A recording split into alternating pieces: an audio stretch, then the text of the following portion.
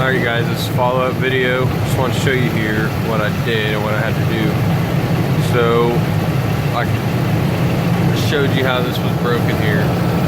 This is the vacuum seal for the air conditioning unit. Now look right here. This one was broken. So what I did was I cut a piece of that off and I took that to AutoZone, and they cut me a foot, because they only sell it by the foot, of some vacuum seal that was similar size, and it actually slid right on here perfectly. I don't need a clamp for that. But over here,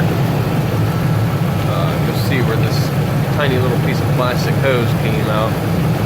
It wouldn't fit flush into the plastic mechanism here. So what I did was I got some clamps, and this hose was sliding off too, so I had to clamp it onto the plastic.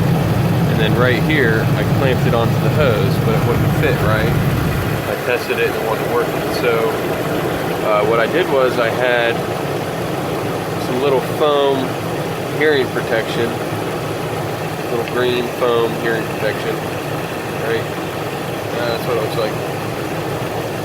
And I just shoved it in here with this hose.